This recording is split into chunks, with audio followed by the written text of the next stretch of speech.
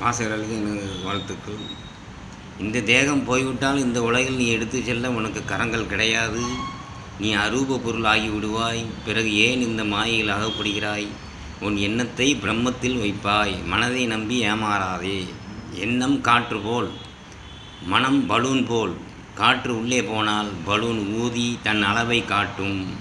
காற்று போய்விட்டால் பலூன் தன் தன்மை இழந்துவிடும். அதுபோல் எண்ணம் இல்லை என்றால் மனம் இருக்காது. நான் உனக்கு சமீபத்தில் இருக்கிறேன், உன் மனதை உள்ளே திருப்பு என்று இயேசு கூறுகிறார். மனதிற்கு எப்படி திருப்புறது? அதுக்கு ஏதாவது ஹேண்டில் பார் எதாவது இருக்கா? ஒன்றுமே இல்லை. அப்புறம் எப்படி திருப்புறது? மனம் உள்ளே திருப்புன்னா உன்னுடைய எண்ணத்தை சூட்சும தேகத்தில் திருப்பு, உள்ளே திருப்பு என்று இயேசுநாதர் கூறுகிறார். அதுபோல்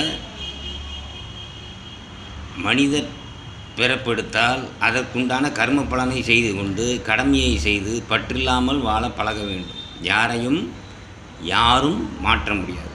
பூனையை புலியாக உரும வைக்க முடியாது. பசுவை ஆடாக கத்த வைக்க முடியாது.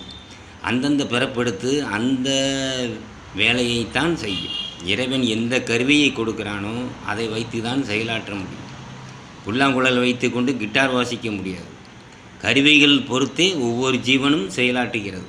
புத்தர் முதல் காந்தி வரை கூறியதை யார் கேட்டார்கள்?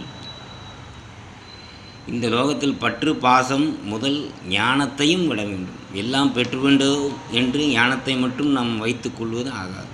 அதையும் தானம் செய்ய வேண்டும். நமது சூட்சும தேகம் சிவலிங்க ரூபத்தில் உள்ளது. அதனால தான் எல்லா கோயில்களும் சிவன் மட்டும் சிவலிங்க ரூபத்தில் உள்ளார். பரந்தாமன் கூட சயனத்தில் இருக்கும்போது சிவலிங்கத்தை காட்டி கொண்டிருப்பார்.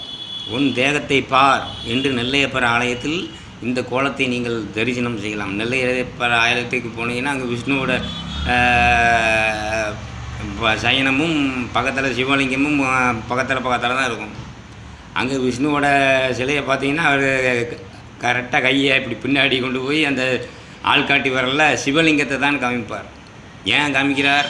நான் மாயா, இது பிரம்மம். சிவலிங்கம் பிரம்மம், பிரம்ம ரூபம். பிரம்மத்தை நீங்கள் பார்க்க முடியாதனால தான் அதுக்கு ஒரு ரூபத்தை கொடுத்து சிவலிங்கத்தை வடிவமைத்தார்கள். சிவலிங்கம் என்றாலே பிரம்மம் தான். அப்போ அவர் என்ன காமிக்கிறாரு? பிரம்மத்தை பார், என்னை விட்டுவிடு, இது மாயா. இந்த மாயா பிரம்மத்தை பார்க்க வேண்டும். மாயா என்றால் என்னது? இந்த தேகம்தான் மாயா. மாயாசக்தி இருப்பது போல் இருக்கும், ஆனால் இருக்காது. பொய்ன்னா என்ன அர்த்தம்? இல்லைன்னு அர்த்தமா? இருப்பது பொய். ஒரு வாழைப்பழம் இருக்குது, அது பழம்தான். அதுக்கு வடிவம் இருக்குது, பழம்னு சொல்கிறீங்க, வாழைப்பழம்னு சொல்கிறீங்க. அதை எடுத்து சாப்பிட்றீங்க, என்னாச்சு? அதோட வடிவம் போயிடுதா? அப்போ பழங்கிற பேரும் போச்சா? அப்போ அது பொய்யாயிருச்சா? ஆனால் இருந்தது, உண்மைதான். பழம் இருந்தது, ஆனால் அது நீங்கள் உண்டவுடன் அதோடைய ரூபம் நாமம் இரண்டும் போய்விட்டது. அதோட ரூபமும் போய்விட்டது, அதோடைய நாமம் பழம்ங்கிறதும் போய்விட்டது. அதுபோல தான் இந்த தேகமும். இந்த தேகம் போய்விட்டால் உன்னுடைய பெயரும் போய்விடும், உன்னுடைய ரூபமும் போய்விடும். அப்பொழுது நீ யாரென்றே உனக்கு தெரியாது. அதனால் இருக்கும் வரை உயிரை தேடுங்கள், உடலை விட்டுவிடுங்கள். உடல் உயிரல்ல, உயிரின் வடிவமும் உடல் அல்ல. மீண்டும் உங்களை சந்திக்கிறேன். வணக்கம்.